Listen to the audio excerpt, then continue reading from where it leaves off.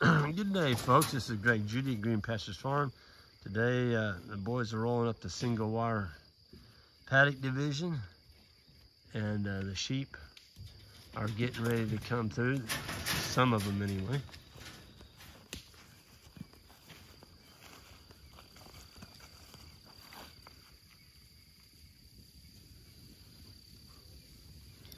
There's this is called the what we call TE's pond paddock. It's got a really nice pond down the hill here, and we're just giving them strips in this drought. That's a one wire fence. Well, you can see what we've got. And there's some really nice forage over. This is kind of taken over by brush. And so I came in here before I went to Canada. Must have been about the end of May. And I brush hogged it. And the boys went through here with the chainsaws and got all the autumn cut and painted. And we basically just recovered it.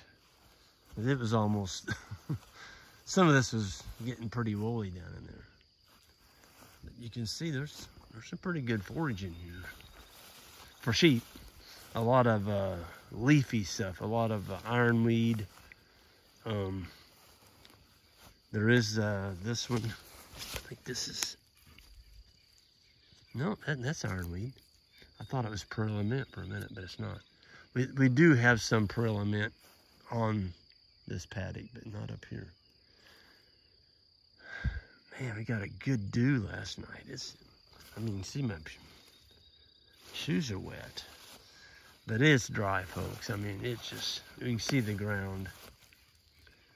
We just haven't had any rain to speak of. And it's silly how spotty this rain is. Columbia, which is 20 miles south of us, they got 3 inches. 3 inches. That's, you're like, how did that happen? We got 2/10 and they got 3 inches, but that's the way it goes. But there's gonna be some good feeding here when the sheep do get in here. But you see that fence, that's 10 inches. Actually, right here it may be a little more than that. I'm gonna twist that. I twisted it the wrong way. See how I'm doing that? You just do that, stick it back in the hole. And now I've taken things like a guitar string. It was just a tiny bit loose. But the key to the one wire sheep, you got to get rid of the sheep that don't respect it. And then of course you got to keep it tight, and it's got to have 8,000 volts in it. And your post spacing, it shouldn't be much more than 12 feet. Every now and then we'll cheat and go 16 feet, but you're kind of playing Russian roulette when you do that, because it's going to bite you. You're going to train your sheep not to respect it.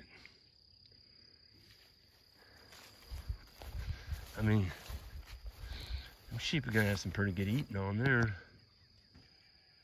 I can hear them down in there. This is where Johnny did all the dozing this spring. And it is just absolutely exploded with sprouts, and we did get a good stand of grass on it though before the drought hit. So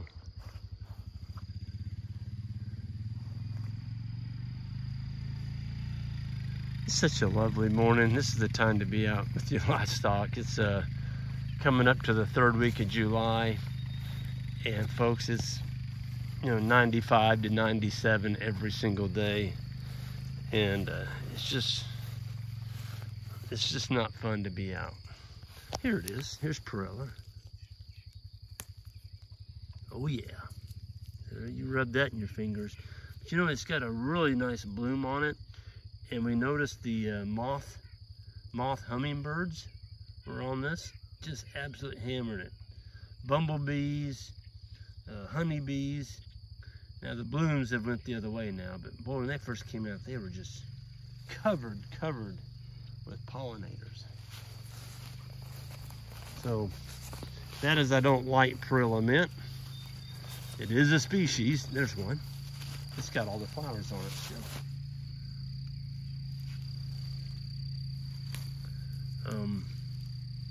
Oh yeah, it's got a really strong smell to it.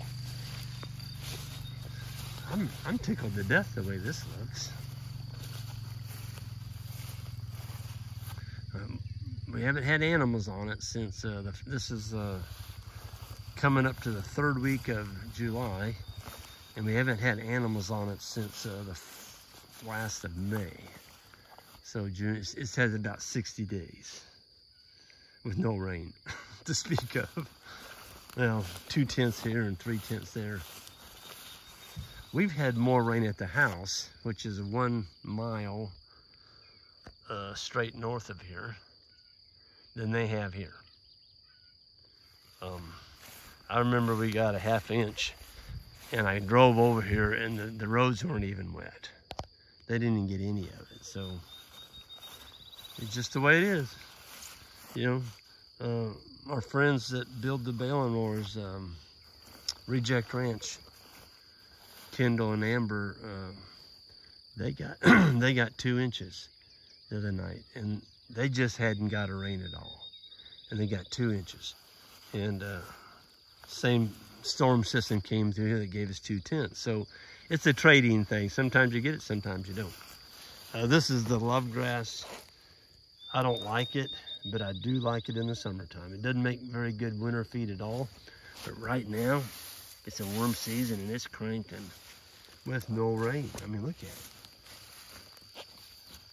So every time I'm like, I wish I didn't have so much of that. And then we get in a drought and I'm like, I'm glad I got that. Of course, this is our warm season perennial. Wonderful.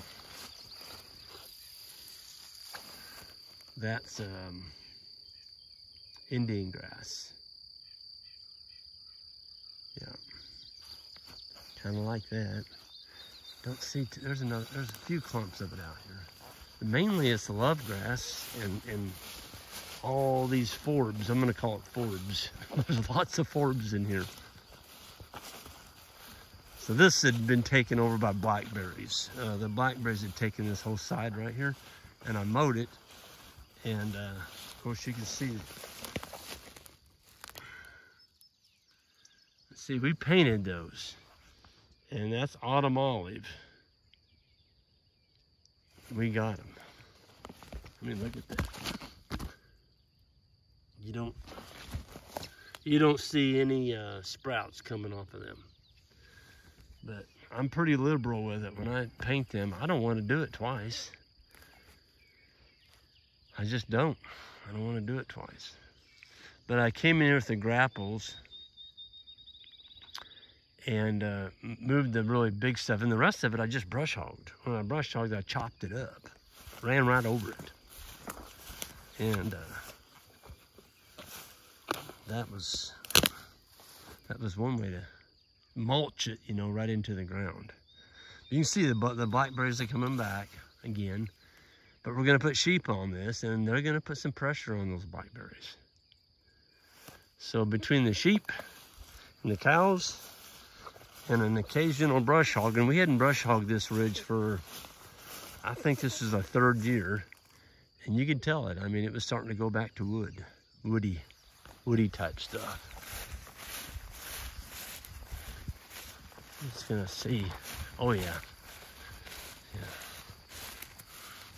See all that dead stuff in there? Those are all autumn olives. Got to get on that.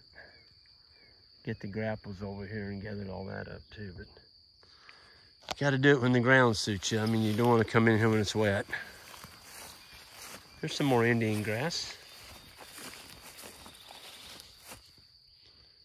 Some more. Sheep will be happy when they get in here. There's a lot of good feed in here. And somebody asked the other day about perilla mint. Have I killed sheep by grazing perilla mint? I have not. And that's because we're moving them. If you had a solid stand of perilla mint and didn't move them, you would probably kill some sheep. It's poisonous for cattle too. This is a sericea. So this is a plant that would have been mowed off the end of May. It's coming back very vegetative. Sheep are gonna hammer that. They're gonna eat that like alfalfa.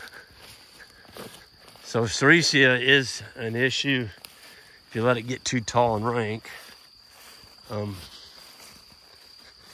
It can take over and the animals don't eat it very good. But when you keep it vegetative, that's a different deal. There's my wild soybean. That's gonna make some good feed. Beggar's lice, stick tight. That's another name for it. It is a legume. Boy, there's a bunch of it in here. Boy, them sheep are gonna be in heaven. So this has got a lot of forbs on it. Anyway, we're gonna get going. It's a beautiful morning here, and those of you all that are looking for a herd bull, we're still gonna have some of our machos. We'll be having those posted on our website probably in the next couple weeks. If you're still needing a bull, some of our best South Pole bulls, 3-year-olds. So anyway, y'all have a good one, and we'll see y'all down the road.